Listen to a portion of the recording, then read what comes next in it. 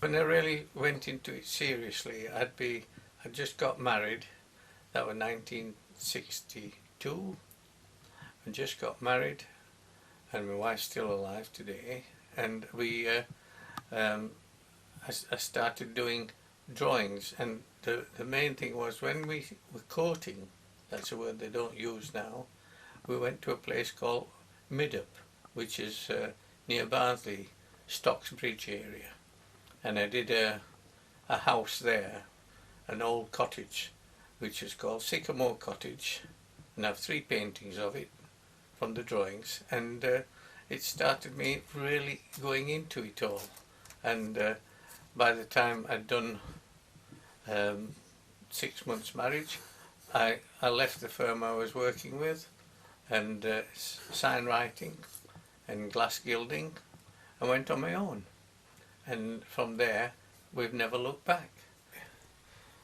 I'm just doing Fat Betty, which is up on the North York Moors, Filingdales, Blakey Ridge area, of the Druid Stones up there. I love the Druid Stones, and that's what I've been doing.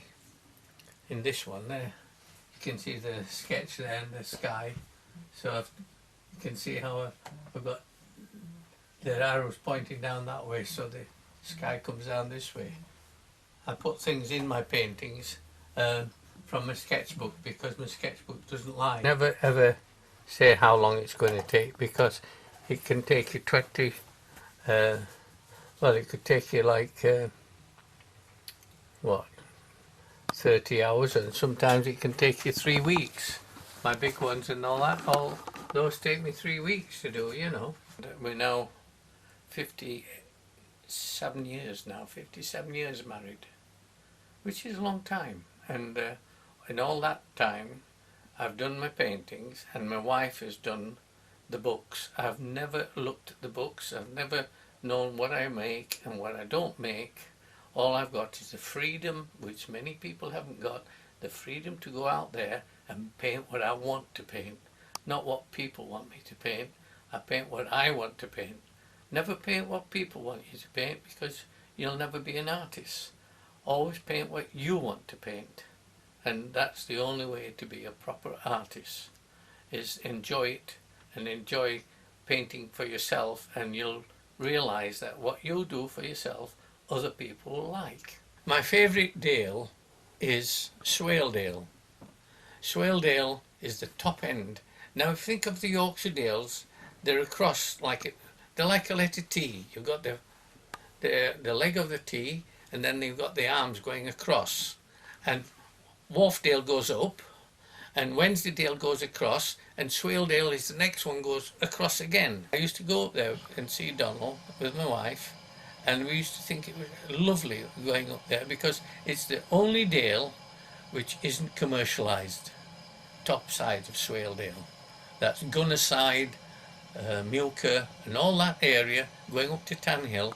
Bottom of that's not being commercialised at all.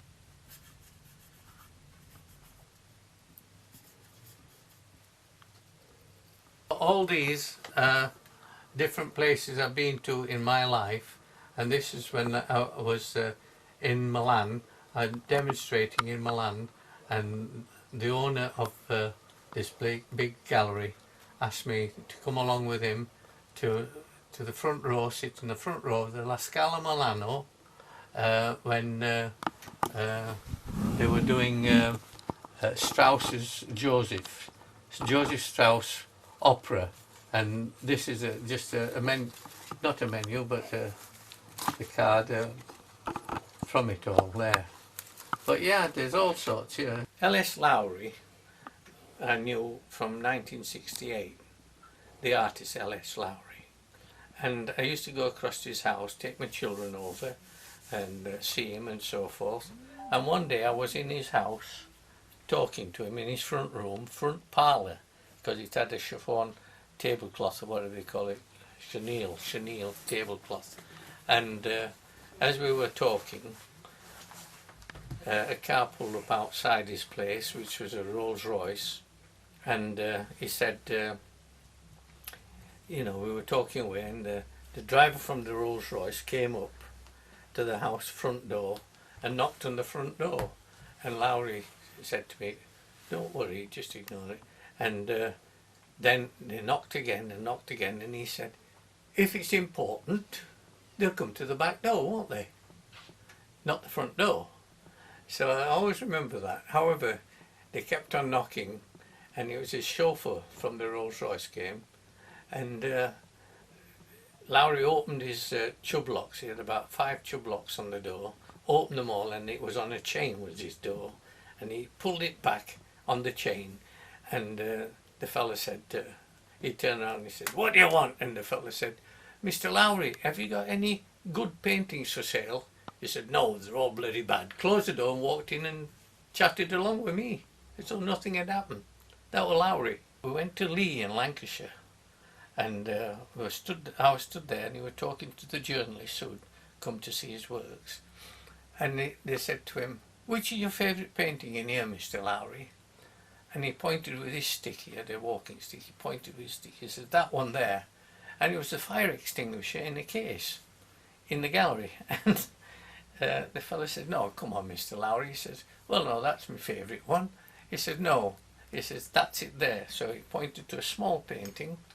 He says, "Why is it that one?" He says, "Well, I got 13 guineas for it, sir, when I first sold it.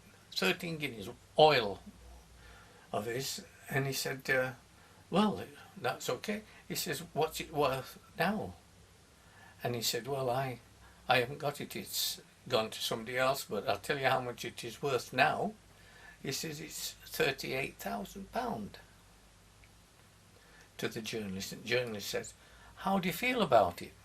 And he said, "I just feel like a racehorse which has just won its race." This easel was given to me on James L. Brooke.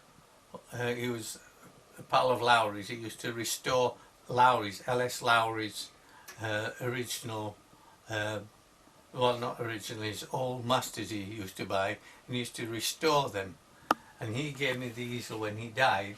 Now if you look at the easel, it's an antique easel. You won't get them anywhere now. It's even got the name of the firm on it there. And what it does is this. Look, goes up. And that's the angle. That's the angle artists paint at. Watercolourists do it at that angle. Like that. That's the angle they use. But I don't. I use down there.